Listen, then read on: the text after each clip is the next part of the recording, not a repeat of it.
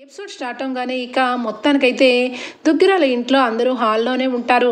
కావ్య కిచెన్లో వర్క్ చేసుకుంటూ ఉంటుంది. ఇక ఒకవైపు రుద్రాణి దానిలక్ష్మి ఇద్దరు కూడా కావ్య ఒక్క రూపాయి కూడా ఎవరు కూడా ఇష్టం వచ్చినట్టుగా ఖర్చు పెట్టడానికి వీల్లేదని స్ట్రిక్ట్గా రూల్స్ పాస్ చేయడం వల్ల ఇద్దరు కూడా ఒకరి మొహాలు ఒకరు చూసుకుంటూ ఇక కోపంతో కావ్య వంక చూస్తూ ఉంటారు. ఇక అప్పుడే హాస్పిటల్ నుంచి కాల్ వస్తుంది. ఇక సీతారామయ్య గారి బిల్లు 5 లక్షల రూపాయలు ఇక కట్టలేదని కాల్ చేసి చెప్పడంతో సుభాష్ ఆశ్చర్యపోతాడు. ఏంటి 5 లక్షలు అమౌంట్ మీకు ఇంకా కట్టలేదా? కరెక్ట్గా మాట్లాడుతున్నారా? మీరు కరెక్ట్గా లెక్కలు చూసుకున్నారా అని చెప్పి అనగానే, లేదు సార్, మాకు ఇంకా ఆ చెక్కు రాలేదు, అందుకని ఇక ఒక మాట మీరు మర్చిపోయారేమని గుర్తు చేద్దామని అడిగామని రిసెప్షనిస్ట్ నుంచి కాల్ రాగానే సుభాష్ ఇక వెంటనే అపర్ణకి అలాగే ఇందిరాదేవి అక్కడే ఉంటారు. ఒరే సుభాష్, ఏమైంది అనగానే విషయం చెప్తాడు సుభాష్. అయితే ఏంటి, నాన్నగారి బిల్లు కట్టలేదా? అదేంటి, ఎప్పుడు కూడా ఇలా జరగదు కదా, ఎందుకు ఇలా జరిగింది అనగానే, అమ్మ కావ్య కావ్య అని చెప్పి సుభాష్ పిలుస్తాడు. వెంటనే కావ్య కిచెన్లోంచి వచ్చి ఏం కావాలి మావయ్య గారు అని చెప్పి అనగానే, ఏంటమ్మా, ఏంటి నాన్నగారికి హాస్పిటల్ బిల్లు పే చేయలేదంట కదా అని చెప్పనగానే ఇక కావ్య అట్లానే నుంచుంటుంది. ఇక ఆలోచిస్తూ ఉంటుంది. ఇక వెంటనే అప్పుడే కిందికి వస్తున్న రాజ్ కూడా వస్తాడు. ఏరా రాజ్, ఏమైంది, ఏం మాట్లాడరేంటి? నాన్నగారి బిల్లుకి మీరు ఎందుకు ఆపేశారు? అయినా అవతల వాళ్ళు మనకు ఫోన్ చేసి బిల్లు కట్టలేదు అని అన్నంత వరకు తెచ్చుకోవాలా? ఎందుకమ్మా, ఏమైంది అని చెప్పి సుభాష్ కూడా అడుగుతాడు. ఇక అపర్ణ ఇందిరాదేవి కూడా, ఏమైంది కావ్య, ఎప్పుడు ఏ విషయంలోనూ వెనక పెట్టినా పర్వాలేదు కానీ హాస్పిటల్ విషయంలో అలా వెనక పెట్టకూడదు కదా, ఎందుకు ఆపేశారు బిల్లు అని చెప్పి ఇందిరాదేవి అలాగే అపర్ణ ఇక కావ్య రాజ్ని అడుగుతూ ఉంటే కావ్య ఏమి చెప్పలేక ఇక ఏం చెప్తే ఏమవుతుందా అని చెప్పి రాజ్ వంక చూస్తూ ఉంటుంది. రాజ్ ఇక మెల్లగా కళ్ళతో సైగ చేస్తూ ఉంటాడు చెప్పొద్దని. కానీ కావ్యకి ఏమి దారికి తోచక సైలెంట్గా ఉండిపోతుంది. ఇక వెంటనే రుద్రానికి అలాగే దానలక్ష్మికి కావ్య మీద అడిగే ఇక అధికారం ఎక్కువైపోయి, ఏంటి ఏంటి నోరేది మెదపట్లేదు కావ్య, నోరు తెరిచి ఒక్క మాటైనా మాట్లాడు, ఎంతసేపు రూపాయి ఖర్చు పెట్టకూడదు, అనవసరమైన ఖర్చులు చేయొద్దు, ఇంట్లో ఎప్పుడు డబ్బుని ఇక నీళ్ళు కడిగినట్టు కడుగుతున్నారని మా అందరి కార్డ్స్ని బ్లాక్ చేయించావు, ఇంట్లో నీకు నచ్చినట్టుగా నీకు నచ్చిన వంటలే వండిస్తున్నావు, ఇక సొంత అక్క చెల్లెలని తారతమ్యం లేకుండా ఒంటి మీద నగలు కూడా తీసేసుకున్నావు, మరి ఇప్పుడు నాన్నగారి బిల్లు కూడా కట్టకుండా ఉన్నావు, ఏంటి ఈ డబ్బంతా ఏం చేస్తున్నావు అని చెప్పి ఇక రుద్రాణి అడుగుతుంది. ఒక్కసారిగా కావ్య చాలా కోపంతో చూడగానే, కోపంతో చూస్తావేంటి, సమాధానం చెప్పు. చూడు వదినా, నా కోడలు బంగారము, నా కోడలు నిజాయితీ పరురాలని నువ్వు చెప్తూ ఉంటావు, కానీ ఇక్కడ చూస్తుంటే ఇక డబ్బంతా కలిసి కావ్య ఏం చేస్తుందో సమాధానం చెప్పనివ్వండి. ఇక్కడ అందరి గురించి వేరు, ఈ ఇంట్లో నాన్నగారి విషయం వేరు. కోమాలో హాస్పిటల్లో ఉన్న వ్యక్తికి కనీసం డబ్బులు కూడా కట్టలేని స్థితిలో ఉందా ఈ కావ్య? హాస్పిటల్ నుంచి మనకి ఎప్పుడూ లేనిది ఫోన్ కాల్ రావటం ఏంటి? అది ఎంత అగౌరవం! ఈ ఇల్లు దుగ్గిరాల కుటుంబంలో నాన్నగారికి ఇంత అవమానం చేస్తుంది కావ్య, ఇప్పుడు కూడా ఇలాగే వదిలేస్తారా అని చెప్పి ఇక రెచ్చగొడుతుంది దానిలక్ష్మి. ఇక వెంటనే అపర్ణ, ఏంటి కావ్య, ఏం మాట్లాడవేంటి, హాస్పిటల్ బిల్లు ఎందుకు పే చేయలేదు, ముందు అదే కదా పే చేయాలి అనగానే, అది అత్తయ్య గారు, అది కడదామని అనుకున్నాము కానీ అనగానే, కానీ గిన్ని ఏముంది, ఇప్పటికైనా వెంటనే హాస్పిటల్ బిల్లు పే చెయ్యి అని చెప్పి అనగానే ఇక రాజ్ వంక చూస్తూ ఉంటుంది కావ్య. ఏంటి కావ్య, రాజ్ వంక చూస్తావేంటి, ఒరే రాజ్, నువ్వైనా బిల్లు పే చేయరా అని చెప్పి అపర్ణ ఇక రాజ్ని గట్టిగా అంటుంది. కానీ అకౌంట్లో ఆల్రెడీ ఇక స్వప్న 10 లక్షల రూపాయలు తీసుకోవడం, అలాగే ఇక 10 లక్షల రూపాయలు ఇక కంపెనీకి సంబంధించిన జీతాలు శాలరీలు అన్నీ ఇవ్వటం వల్ల ఇక జీరో బ్యాలెన్స్ అయిపోవడం వల్ల ఇక ఏ రూపాయి కట్టాలనే ఆలోచిస్తూ ఉంటాడు రాజ్. అయితే ఇక కావ్య రాజ్ మీ ఇద్దరే ఏంటి ఒకరి మొహాలు ఒకరు చూసుకుంటున్నారు తప్పించి ఎవరు కూడా విషయం బయట పెట్టరు, ఇక డబ్బులు కట్టమంటే ఎవరు కూడా ఉలకట్లేదు పలకట్లేదు, అరే ఏం జరుగుతుందిరా ఈ ఇంట్లో అని చెప్పి ఇక అపర్ణ గట్టిగా అరుస్తుంది. ఇంతలోనే ఇక హాస్పిటల్ నుంచి కాల్ వస్తుంది. వెంటనే బిల్లుని పే చేశారు అని చెప్పి ఇక విషయం సుభాష్కి చెప్పగానే ఓకే ఓకే అని చెప్పి ఫోన్ పెట్టేస్తాడు. ఇక వెంటనే కావ్య ఏంటి మావయ్య గారు అనగానే బిల్లుని పే చేసేసారంట కదమ్మా అని చెప్పనగానే అవును మావయ్య గారు, ఒక్కోసారి మన మేనేజర్లు చెప్పినట్టుగా కొన్ని విషయాల్లో చేయరు. నైట్ పే చేయాల్సింది ఇక సర్వర్ బిజీ వల్ల ఆగిపోయి ఉంటాయి అని చెప్పి కవర్ చేసేస్తుంది కావ్య. ఒక్కసారిగా ఇక రాసు ఊపిరి పీల్చుకుంటాడు. ఇంతలోనే రుద్రాణి వచ్చి ఇక వెంటనే వెన్ను తిరిగి వెళ్ళిపోతూ ఉంటుంది. ధాన్యలక్ష్మి రుద్రాణి ఇద్దరు కూడా ఇక అక్కడే నుంచొని ఉండగా ఇందిరాదేవి ఆగు అని చెప్పి గట్టిగా అరుస్తుంది.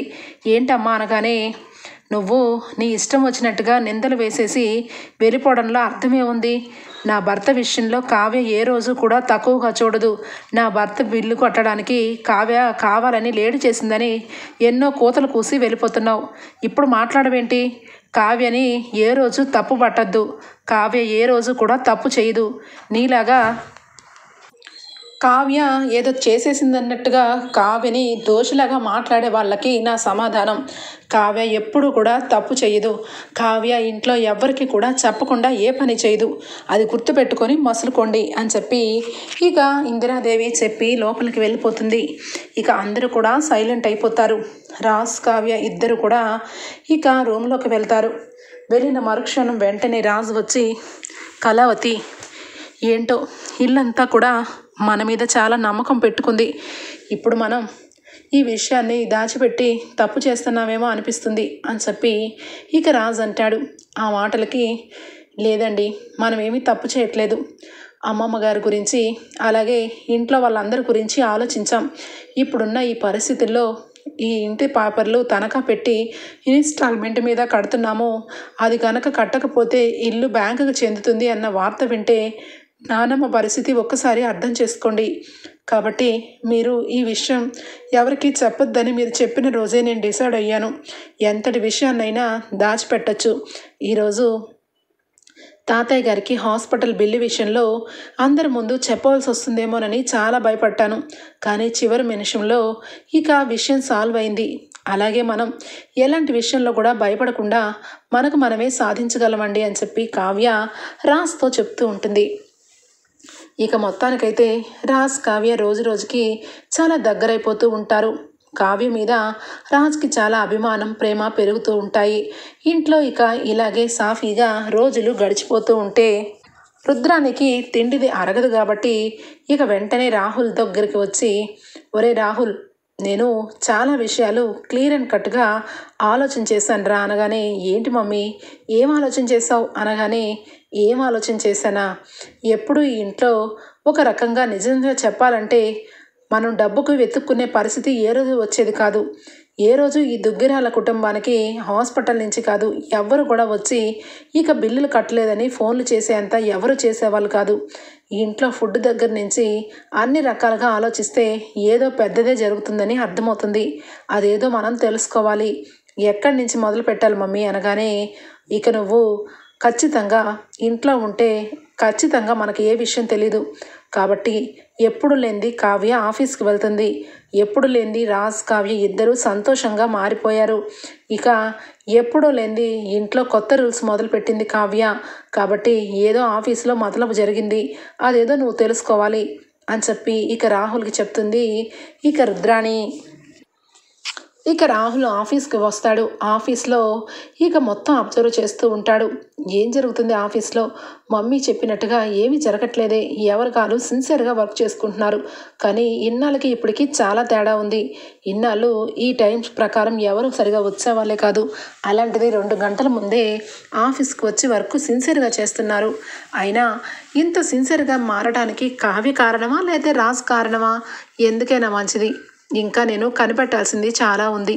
కావ్య రాజ్ ఎవరికీ తెలియకుండా ఏమన్నా మాట్లాడతారేమో, అది తెలుసుకోవాలి అని చెప్పి ఇక రాజ్ కావ్య ఎప్పుడెప్పుడు వస్తారా అని ఎదురు చూస్తూ ఉంటాడు. ఇక రాహుల్ అయితే మొత్తానికి కావ్య రాజ్ ఇద్దరు వస్తారు. ఇక విండో దగ్గర నుంచొని వీళ్ళిద్దరూ ఏమన్నా దాచిపెడుతున్నారేమోనని మమ్మీ డౌట్ పడుతుంది. ఖచ్చితంగా ఏ విషయమో తెలుసుకోవాలి అని చెప్పి ఇద్దరు కూడా మాట్లాడుకుంటూ ఉంటే దొంగతనంగా వింటూ ఉంటాడు. కావ్య ఇక ఆఫీసులోకి రావడంతోనే ఏమండి ఈసారి వచ్చిన చెక్కు వెంటనే ఇక మనం హాస్పిటల్ బిల్లుని క్లియర్ చేసే విధంగా ఉండాలి.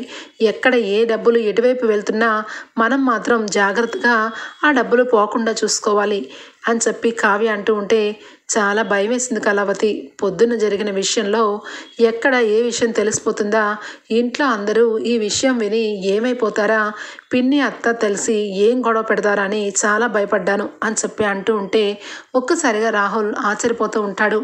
ఏ విషయం మీద వీరిద్దరూ మాట్లాడుకుంటున్నారు అని చెప్పి ఇక అలానే వింటూ ఉంటే సరేనండి మనం మాట్లాడుకుంటూ ఉంటే టైం అయిపోతూ ఉంటుంది, వర్క్ స్టార్ట్ చేయాలి అనగానే అవునవును డిజైన్స్ వేయాలి కదా నువ్వు వెయ్యి, నేను కూడా కొన్ని విషయాల్లో వర్క్ చేసుకోవాలని చెప్పి రాజ్ ఇక వెళ్ళి తన వర్క్ తను చేసుకుంటూ ఉంటాడు. కావ్య సీరియస్గా డిజైన్స్ వేస్తూ ఉంటుంది. ఈ లోపల ఇక కావ్య ఆలోచన చేస్తూ ఉంటుంది. అసలు ఈ నందగోపాల్ ఎక్కడికి వెళ్ళిపోయినట్టు, నిజంగా ఫారెన్ వెళ్ళిపోయాడా? ఫారెన్ వెళ్ళిపోతే ఇక్కడ నందగోపాల్కి సంబంధించిన 2 బిజినెస్లు ఎవరు చూసుకుంటున్నారు, ఎక్కడి నుంచి నందగోపాల్ ఆపరేట్ చేస్తున్నాడు అని చెప్పి ఇక తీక్షణంగా ఆలోచన చేస్తూ ఉంటుంది కావ్య. ఇక అంతకుముందు ఉన్న కొన్ని నెంబర్లకి ట్రై చేస్తూ ఉంటుంది కావ్య.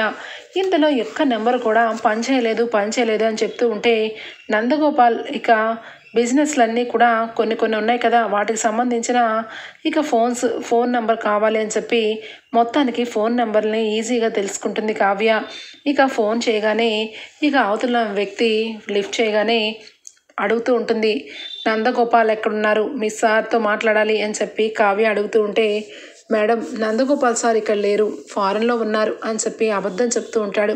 ఇక వెంటనే మీ నందగోపాల్ సార్ ఎక్కడున్నా ఇక్కడికి రప్పిస్తాను, ఎందుకంటే నందగోపాల్కి మీరు ముఖ్యంగా చెప్పాల్సింది ఏంటంటే మా షేర్లన్నీ కూడా నందగోపాల్ దగ్గర ఉన్నాయి, మీ కంపెనీలో ఇన్క్లూడ్ అయి ఉన్నాయి, అవన్నీ కూడా మేము వెనక్కి తీసేసుకోవాలనుకుంటున్నాము, అప్పుడు మీ కంపెనీకి జీరో ఆర్డర్స్ కూడా రావు అని చెప్పాను. కానీ వద్దు మేడం మీరు అప్పుడే అలాంటి పనులేమి చేయొద్దు, నందగోపాల్ గారు మీతో కాన్ఫరెన్స్ కాల్లో మాట్లాడిస్తాను అని చెప్పి ఇక భయంగా ఫోన్ పెట్టేస్తే ఇక రాహుల్ అయితే వెంటనే నందగోపాల్ ఎవరబ్బా, నందగోపాల్ విషయంలో కావ్య ఎందుకింత టెన్షన్ పడుతుంది, షేర్లు వెనక్కి తీసుకుంటామని బెదిరిస్తుందేంటి అని చెప్పి నందగోపాల్ అనగానే ఒక్కసారిగా ఇక సామంత్ గ్రూప్ ఆఫ్ కంపెనీ గుర్తుకొస్తుంది రాహుల్కి.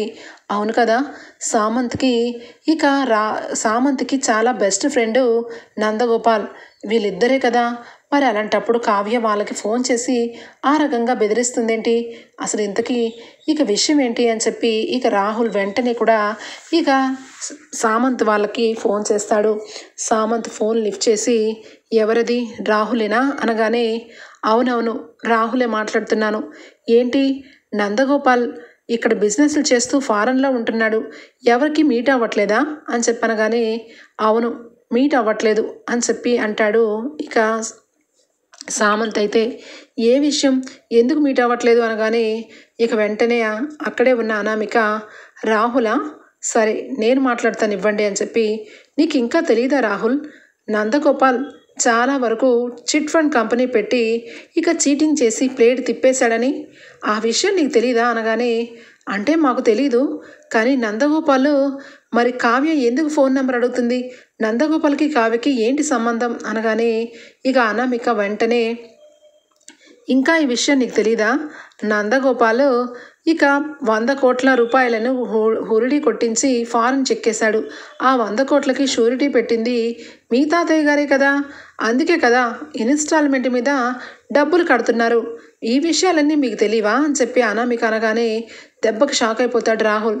నిజంగానా, ఈ విషయం మాకెవరికి తెలియదు అనగానే అవునా మీకు తెలిసేమో అనుకుంటున్నాను, ఈ విషయం తెలియకుండా ఇంట్లో వీళ్ళిద్దరే కవర్ చేస్తున్నారా రాజ్ అలాగే కావ్య అనగానే అవును, ఇప్పుడు నువ్వు చెప్పేదాన్ని బట్టి చూస్తే మా ఆస్తి మొత్తం బ్యాంకులో ఉందా అనగానే అవును, ఈ విషయం మీకు చెప్పకుండా కావ్య అలాగే రాజ్ ఎందుకు దాచిపెట్టారు, అంటే ఇంట్లో పెద్ద గొడవలు అవుతాయని ముందుగానే ఆలోచించకుండా ఎవరికి తెలియకుండా దాచిపెట్టేసిందనమాట, ఈ విషయం అందరి ముందు నిజం చెప్పాలి, అందరికీ ఇక గొడవలు పెట్టాలి, మనశ్శాంతి లేకుండా ఈ కుటుంబం నాశనం అయిపోవాలి అని చెప్పి అనామిక వెంటనే ఇక సామంత్కి, బేబీ ఇలాంటి గొప్ప విషయాన్ని వాళ్ళ ఇంట్లో చెప్పడానికి ఎవరు కరెక్టు?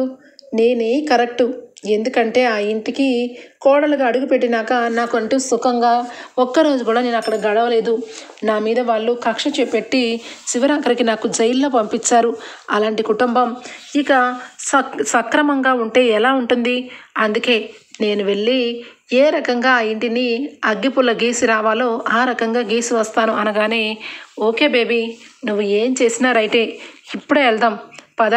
కావ్యరాజ్ పాపం కుటుంబానికి ఈ విషయం చెప్పకుండా సైలెంట్గా ఇన్స్టాల్మెంట్ మీద డబ్బులు పే చేస్తున్నారనమాట అని చెప్పి సామంత్ అలాగే అనామిక ఇద్దరు కూడా దుగ్గిరాల ఇంటికి వస్తారు. బేబీ, మన ఇద్దరమే వెళ్తే ఏం బాగుంటుంది?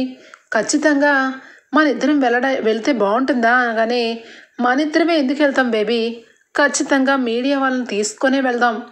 ఎవరైతే ఈ ఇంట్లో గుట్టుగా ఉంటూ హ్యాపీగా వాళ్ళ జీవితాలు బాగుండాలని వీళ్ళిద్దరూ దాచిపెట్టారో అందరి గుట్టు రచ్చ చేసి దుగ్గిరాల పరువు ప్రతిష్ట భంగం కలిగించడం కోసమే కదా నేనున్నాను. పద, మీడియాని తీసుకొని వెళ్దాం అని చెప్పి అంటుంది అనామిక. ఇక వెంటనే సామంత్ అలాగే ఇక అనామిక మీడియా వాళ్ళని తీసుకొని దుగ్గిరాల ఇంటికి వెళ్తారు. మీడియా వాళ్ళందరూ కూడా బయట ఉంటారు.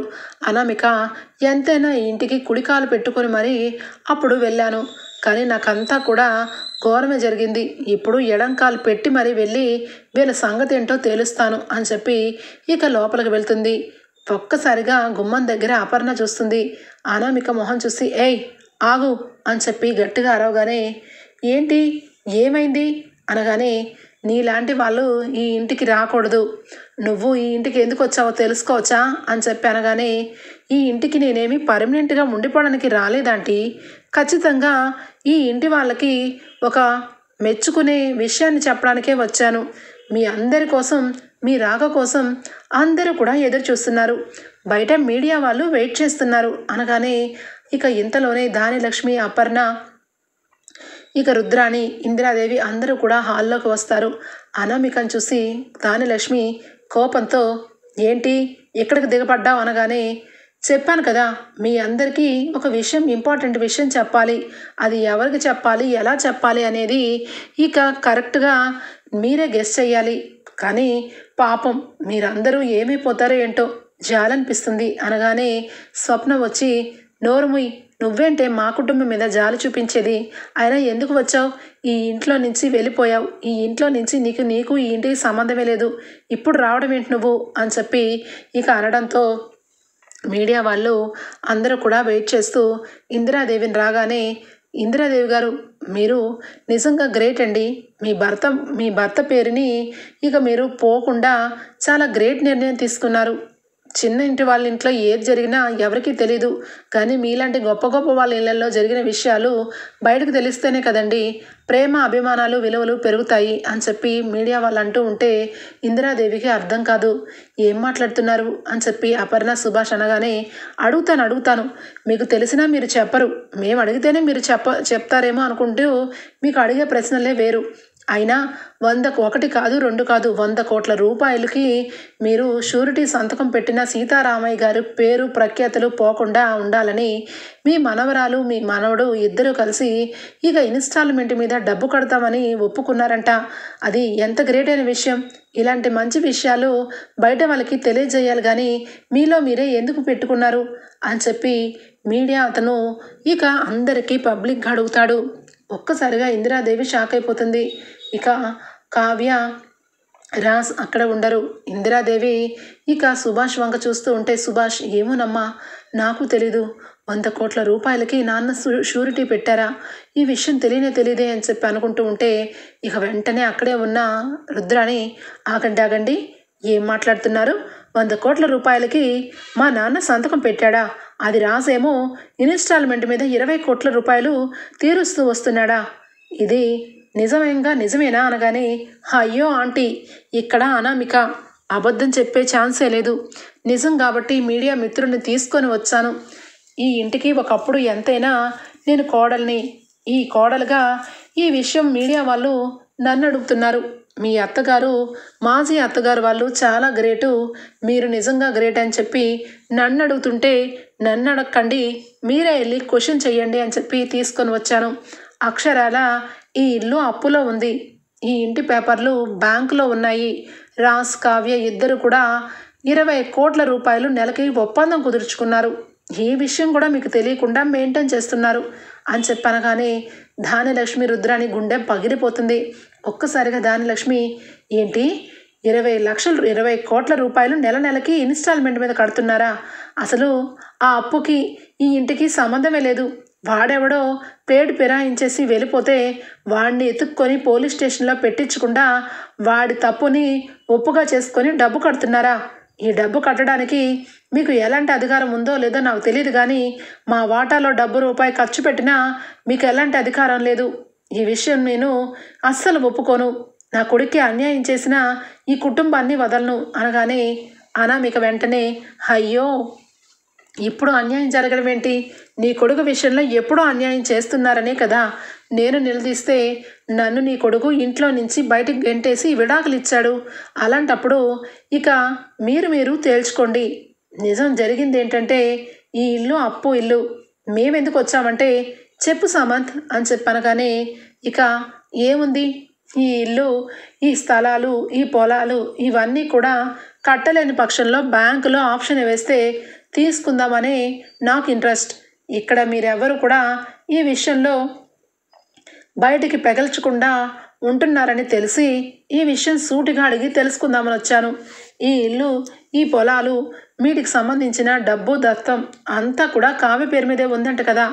కావ్య ఈ ఇంటిని కోల్పోయేలాగా ఎప్పుడైనా జరిగితే నేనున్నానని మర్చిపోకండి. ఈ ఇల్లుని నేను కొనుక్కుంటాను అని చెప్పి సామంత్ అంటూ ఉంటాడు. ఇంతలోనే కావ్య, రాజ్ ఇద్దరు చాలా సీరియస్గా వస్తారు. ఆపు, మేము ఈ ఇంటిని, మా ఆస్తుల్ని మేమేమీ ఎప్పుడూ కూడా ఎవరి చేతుల్లో పెట్టలేదు. ఆప్షన్కి వెళ్ళే ఛాన్సే లేదు. ఈ ఇంటిని, ఈ ఆఫీసుల్ని, దీనికి సంబంధించిన ప్రతి ఒక్కటి కూడా తాతయ్య గారి కష్టం. కష్టాజితం నమ్ముకున్న వాళ్ళకి ఎప్పుడూ కష్టమే కాదు, సుఖం కూడా మిగులుతుంది. ఈ ఇంటికి సంబంధించిన ఏ అప్పుతో కూడా మీకు సంబంధం లేదు. మీరందరూ ఎందుకు వచ్చారు అని చెప్పి మీడియా వాళ్ళని రాజ్ నిలదీగానే, అదేంటి సార్ అలా అంటారు? మీ కుటుంబం ప్రతి ఒక్కరికి కూడా ఆదర్శం. ఇలాంటి విషయాలు ఖచ్చితంగా బయటకే షేర్ చేసుకోవాలి. మీరు ఈ ఇంటిని, సొంత ఇంటి గురించి మీరు ఇన్స్టాల్మెంట్ మీద డబ్బు పే చేస్తున్నారు. ప్రజల సొమ్ము తీసుకొని చెక్కేసిన వాడికి ఇక వాడి కట్టాల్సిన డబ్బు మీరు కడుతున్నారు.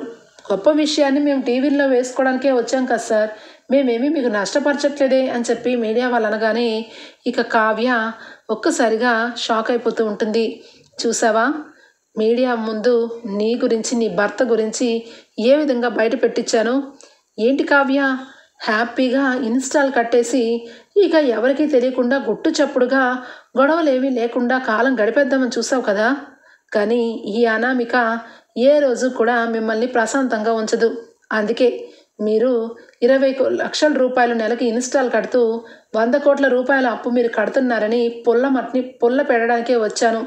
ఇక ఈ దేవుడు కాదు, బ్రహ్మదేవుడు దిగొచ్చిన ఈ కుటుంబం మొక్కలు అవడం ఖాయం.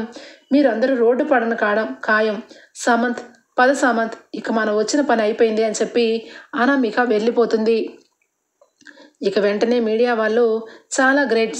సీతారామయ్య వాళ్ళు ఇక డబ్బును ఎగ్గొట్టి వెళ్ళిపోయిన వాళ్ళకి డబ్బు విషయంలో 100 కోట్ల రూపాయలు తన మనవడుగా, తన మనవరాలుగా ఆయన కోరికని నెరవేరుస్తున్నారు. ఇది చాలా మంచి విషయం అని చెప్పి టీవీల వాళ్ళు చెప్పుకొని అక్కడి నుంచి వెళ్ళిపోతారు. ఇక ధాన్యలక్ష్మి, రుద్రాణి ఇద్దరు కూడా ఇక ఒక్కసారిగా కావ్య, రాజ్ మీద పడతారు. ఏంటమ్మా, ఈ ఇంటికి కావ్య చాలా అదృష్ట దేవత, చాలా మంచిదా? ఏ రోజు అబద్ధం చెప్పలేదా? తను ఏ రోజు చేసినా, ఏది చేసినా మంచి చేస్తున్నట్ట. ఈరోజు మా ఆస్తిని వీళ్ళు తీసుకొని, వీళ్ళు డబ్బు సంపాదించుకొని మా ఆస్తి తాలూకు డబ్బు మొత్తం కూడా వీళ్ళ అకౌంట్లో వీళ్ళు కట్టినట్టు క్రెడిట్ వేసుకుంటున్నారు. అయినా 100 కోట్ల రూపాయలు ఇక వీళ్ళకి అవసరం లేదేమో, మాకు అవసరం. నాకు, నా కొడుక్కి, ధాన్యలక్ష్మి కొడుక్కి సమన్యాయం జరగాలి. ఈ విషయంలో మీ ఆస్తుల్ని మీరు ఏ రకంగా మీరు ఏ వ్యక్తులకి, బ్యాంకులకి కడతారో మాకు సంబంధం లేదు. కానీ మా ఆస్తి మాకు ఇవ్వాలి.